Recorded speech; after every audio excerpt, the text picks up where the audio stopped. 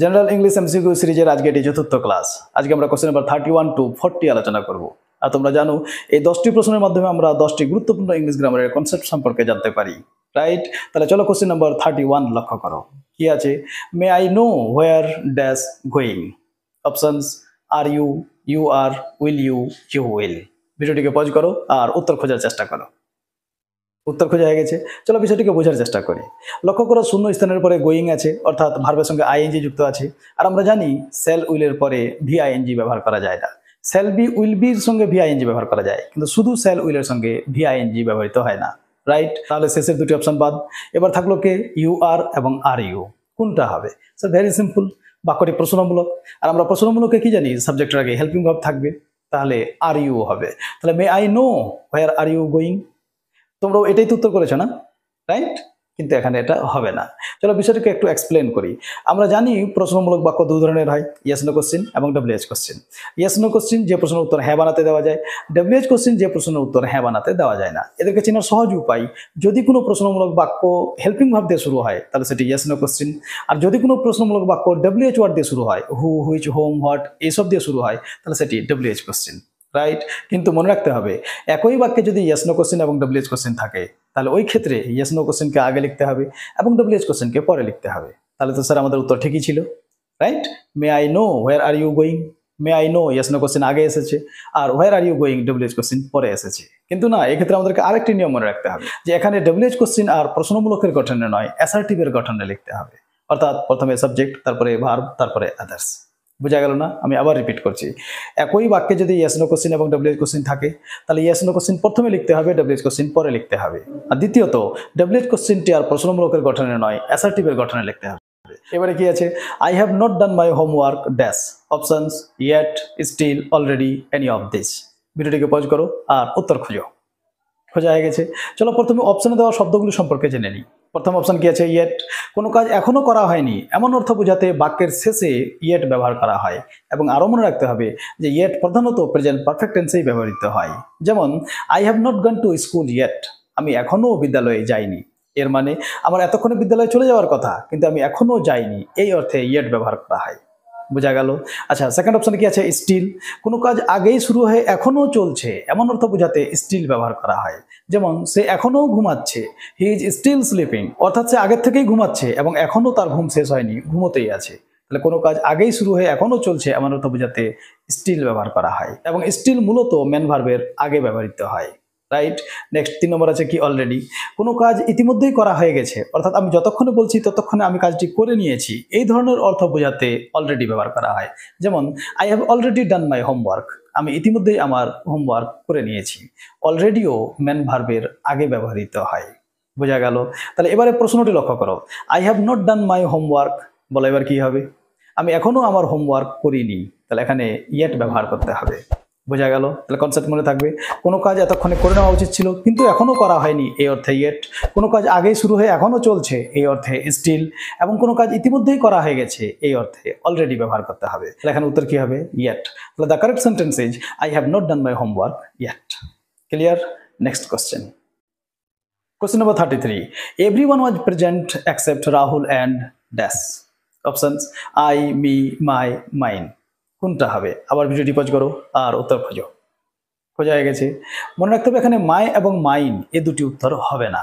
কেন হবে না? কারণ মাই এটা পজিটিভ অ্যাডজেক্টিভ। পজিটিভ অ্যাডজেক্টিভ কি? মাই, আওয়ার, ইয়োর, হিজ, হার, দেয়ার। আচ্ছা, এদেরকে পজিটিভ অ্যাডজেক্টিভ কেন বলা হচ্ছে? কারণ এরা নাউন ছাড়া একা কখনোই ব্যবহৃত হবে না। তাহলে আমাদের প্রশ্নটিতে শেষে কোনো নাউন নেই, সুতরাং মাই হবে না। মাইন এটিও উত্তর হবে না, কারণ এটি পজিটিভ প্রোনাউন। আর পজিটিভ প্রোনাউন মূলত কোনো নাউনের পুনরাবৃত্তি এড়াতে ব্যবহৃত হয়। যদি এইভাবে না বুঝতে পারো তাহলে আরও সিম্পলি বুঝো, পজিটিভ অ্যাডজেক্টিভ যেখানে ব্যবহৃত হয়, পজিটিভ অ্যাডজেক্টিভের পরিবর্তে আমরা পজিটিভ প্রোনাউন ব্যবহার করতে পারি। যেমন দিস ইজ মাই বুক। লক্ষ্য করো, মাই বুক, মাই পজিটিভ অ্যাডজেক্টিভ। এই বাক্যটিকে আমরা এভাবেও বলতে পারি, this book is mine. Clear? আমরা আরও বলতে পারি, here is my book, where is your book. তা লক্ষ্য করো, এই বাক্য দুটিতে বুক শব্দটি রিপিট হয়ে গেছে। আর আমরা মূলত কোনো শব্দের পুনরাবৃত্তি এড়ানোর জন্যই এই পজিটিভ প্রোনাউন ব্যবহার করে থাকি। কিন্তু পজিটিভ প্রোনাউন কোথায় ব্যবহৃত হবে? পজিটিভ অ্যাডজেক্টিভের পরিবর্তে। তাহলে দ্বিতীয় বাক্যে লক্ষ্য করো, ইয়োর বুক। তাহলে আমরা এখানে ইয়োর বুক না ব্যবহার করে ইয়োর্স বলতে পারি, here is my book, where is yours. তাহলে বোঝা গেল পজিটিভ প্রোনাউনের ব্যবহার। তাহলে পজিটিভ প্রোনাউন সমান সমান positive adjective plus noun. Clear?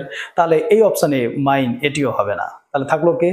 I অথবা বি, রাইট? অর্থাৎ সাবজেক্ট ফর্ম এবং অবজেক্ট ফর্ম। তাহলে এবার বলো কোনটা হবে? চলো কনসেপ্ট বোঝার চেষ্টা করো।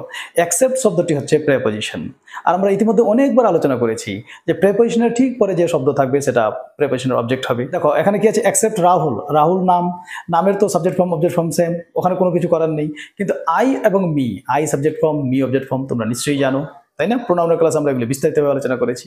তাহলে এখানে কি ব্যবহার করতে হবে? মি ব্যবহার করতে হবে। তাহলে সিম্পলি মনে রাখবে, কোনো প্রেপোজিশনের পরে যে শব্দ থাকবে সেটা প্রেপোজিশনের অবজেক্ট হবে। প্রশ্নে লক্ষ্য করো অ্যাকসেপ্ট আছে, অ্যাকসেপ্ট কি? Preposition.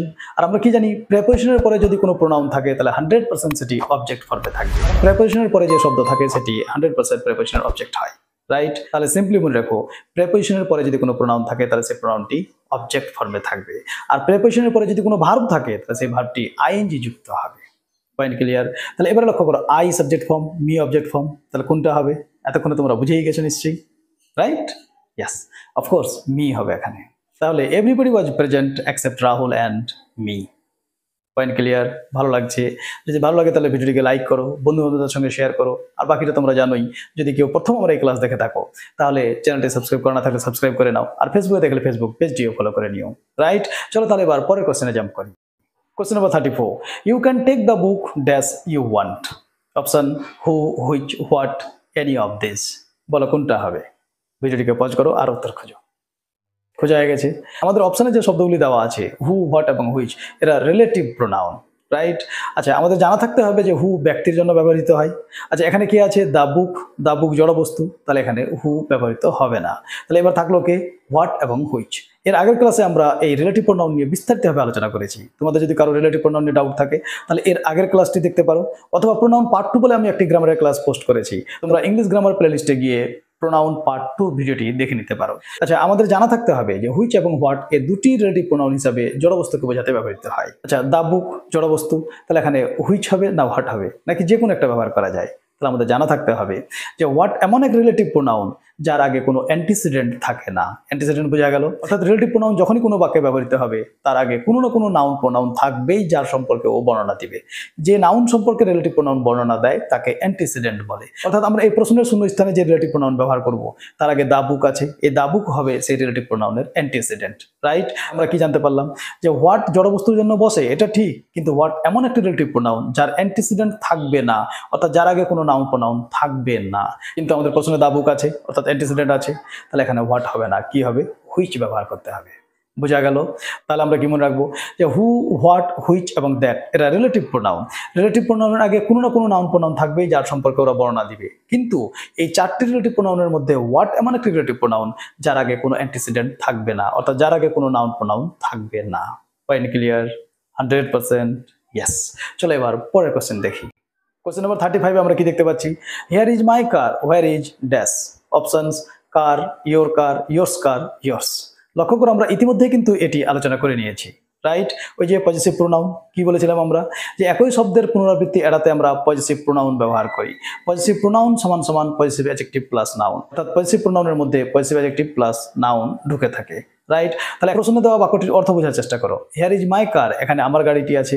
Where is your car, তোমার গাড়িটি কোথায়? তাহলে ইয়োর কার এটাই অ্যান্সার হওয়ার কথা, কিন্তু এখানে এটা হবে না, কারণ আমরা একটু আগেই জানতে পারলাম যে একই শব্দের পুনরাবৃত্তি এড়াতে আমরা পজিটিভ প্রোনাউন ব্যবহার করি, অর্থাৎ একই শব্দকে বারবার ব্যবহার করা যাবে না। তাহলে আমরা যদি ইয়োর কার ব্যবহার করি তাহলে কার কার রিপিট হয়ে গেল, আর একই শব্দকে রিপিট করা যাবে না। তাহলে এই ক্ষেত্রে আমরা একই শব্দের পুনরাবৃত্তি এড়ানোর জন্য পজিটিভ প্রোনাউন ব্যবহার করব। আমরা যদি বাক্যটিকে বাংলাতে বলি তাহলে কি বলবো?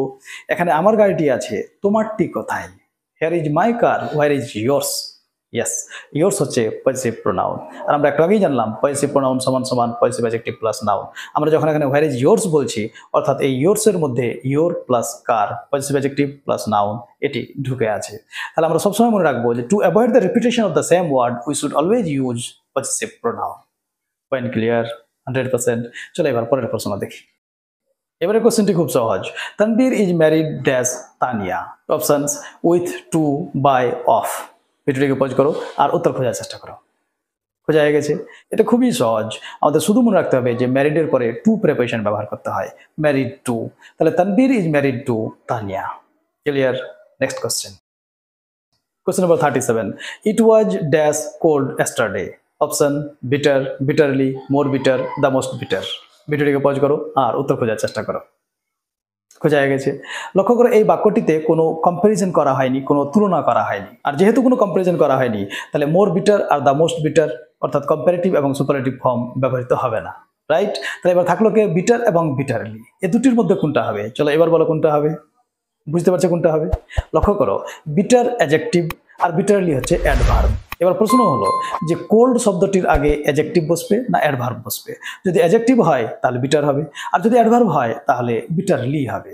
লক্ষ্য করো কোল্ড শব্দটি হচ্ছে অ্যাডজেক্টিভ, আর অ্যাডজেক্টিভের বর্ণনা দিতে অ্যাডভার্ব ব্যবহৃত হয়, রাইট? তাহলে এখানে কি হবে? বিটারলি হবে, বিটার হবে না, কারণ বিটার নিজেই অ্যাডজেক্টিভ, আর একটি অ্যাডজেক্টিভ অন্য অ্যাডজেক্টিভ সম্পর্কে বর্ণনা দিতে পারে না। অ্যাডজেক্টিভ কার বর্ণনা দেয়? অ্যাডজেক্টিভ নাউন প্রোনাউন সম্পর্কে বর্ণনা দেয়, রাইট? আর অ্যাডভার্ব ভার্ব, অ্যাডজেক্টিভ বা অন্য কোনো অ্যাডভার্ব সম্পর্কে বর্ণনা দেয়। যেহেতু কোল্ড অ্যাডজেক্টিভ, আর অ্যাডজেক্টিভের বর্ণনা দেওয়ার জন্য অ্যাডভার্ব ব্যবহার করতে হবে। তাহলে it was bitterly cold yesterday, it will be the answer. Clear? চলো এবার নেক্সট কোশ্চেন। এবারে প্রশ্ন লক্ষ্য করো, my sister dash dance when she was young. Option can, could, may, might. ভিডিওটি পজ করো আর উত্তর খোঁজো।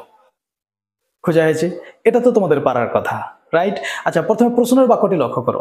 ওয়েন সি ওয়াজ ইয়ং, ওয়াজ ব্যবহার করা হয়েছে, অর্থাৎ বাক্যটি পাস্ট টেন্সে আছে, এটি পাস্টের ঘটনা বর্ণনা করছে। আর যেহেতু এটা পাস্টের ঘটনা, তাহলে আমরা এখানে ক্যান আর মে ব্যবহার করতে পারবো না, কারণ ক্যান আর মে প্রেজেন্ট এবং ফিউচার বর্ণনা করতে ব্যবহৃত হয়, রাইট? তাহলে থাকলো কে কুড এবং মাইট। এবার কুড হবে না মাইট হবে?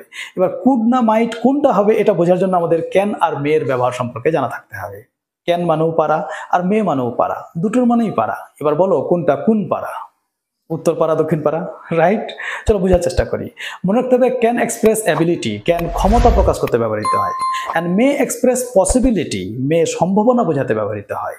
যেমন আই ক্যান প্লে ক্রিকেট, আমি ক্রিকেট খেলতে পারি। এই বাক্যটিতে আমার ক্রিকেট খেলার অ্যাবিলিটি বর্ণনা করা হয়েছে, অর্থাৎ আমি যে ক্রিকেট খেলতে জানি, আমি যে ক্রিকেট খেলতে পারি সেটা প্রকাশ করা হয়েছে। কিন্তু আমি যদি বলি আই মে প্লে ক্রিকেট, তাহলে মে সম্ভাবনা বোঝাতে ব্যবহৃত হয়, রাইট? অর্থাৎ আমি ক্রিকেট খেলতে পারি মানে আমার ক্রিকেট খেলার সম্ভাবনা আছে, খেলতেও পারি নাও খেলতে পারি। তাহলে সিম্পলি মনে রাখতে হবে ক্যান সামর্থ্য বা অ্যাবিলিটি বা ক্ষমতা বোঝাতে ব্যবহৃত হয়, আর মে সম্ভাবনা বোঝাতে ব্যবহৃত হয়। যেমন ইট মে রেইন, বৃষ্টি হতে পারে, তাহলে বৃষ্টি হওয়ার সম্ভাবনা আছে। এক্ষেত্রে আমরা আবার ইট ক্যান রেইন বলতে পারবো না। বোঝা গেল? তাহলে এবারে প্রশ্নে ফিরে এসো, my sister dash dance when she was young. তাহলে এখানে কি অ্যাবিলিটির কথা বোঝানো হয়েছে? আমার বোন নাচতে পারতো, রাইট? সম্ভাবনার কথা বলা হয়নি, তাহলে এখানে কুড ব্যবহার করতে হবে।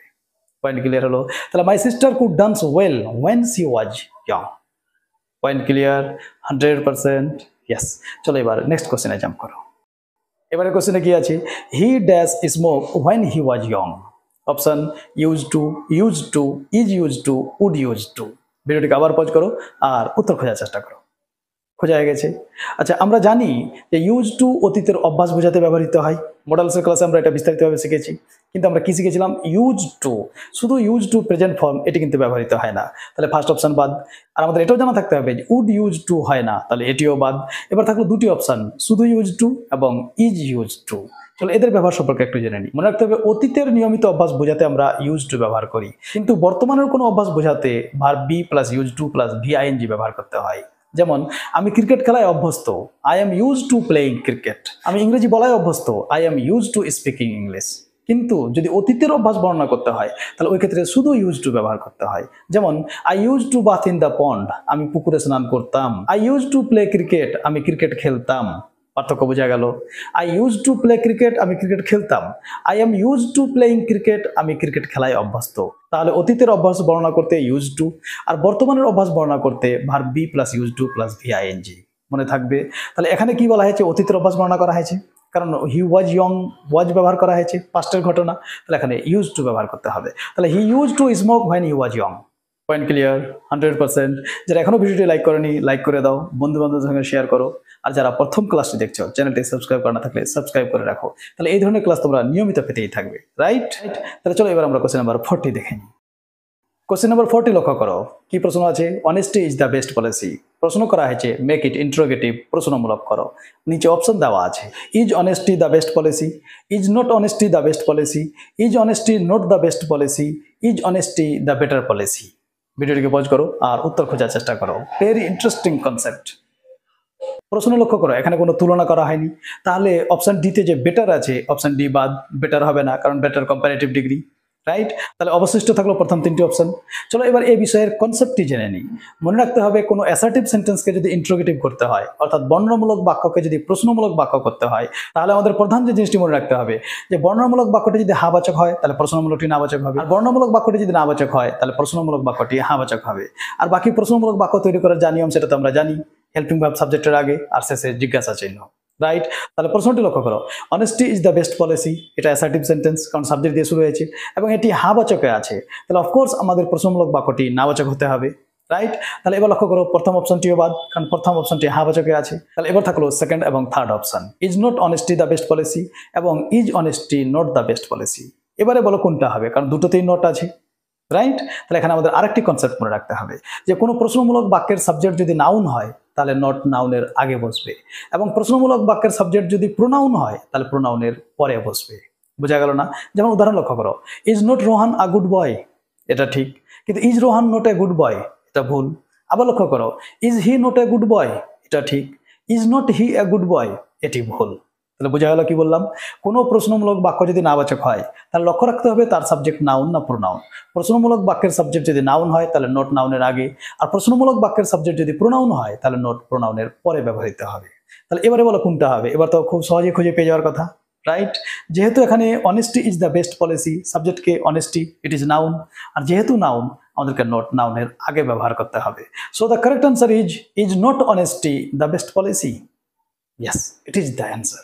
I hope you got the point. So my dear brothers and sisters, this is the end of today's discussion. এখানে আমরা 10টি ইংলিশ গ্রামারের মাল্টিপল চয়েস কোশ্চেন দেখলাম এবং এই 10টি প্রশ্নের মাধ্যমে আমরা 10টি গুরুত্বপূর্ণ কনসেপ্ট সম্পর্কে অবগত হলাম, রাইট? আশা করি তোমাদের ক্লাসটি ভালো লেগেছে। যদি ভালো লেগে থাকে তাহলে ভিডিওটিকে লাইক করো, কমেন্ট করো, বন্ধু-বান্ধবদের সঙ্গে শেয়ার করো, এবং যারা চ্যানেলটি এখনো সাবস্ক্রাইব করোনি চ্যানেলটিকে সাবস্ক্রাইব করে নাও এবং পাশে থাকা বেল আইকনটিও প্রেস করে নাও, তাহলে আমি যখনই কোনো ক্লাস পোস্ট করব সঙ্গে সঙ্গে তোমাদের কাছে তার নোটিফিকেশন চলে যাবে, রাইট? তাহলে খুব শীঘ্রই তোমাদের সঙ্গে আবার দেখা হবে কোশ্চেন নাম্বার 41 to 50 নিয়ে। Till then, be happy, take care of yourself, keep watching and keep learning English grammar. Happy learning.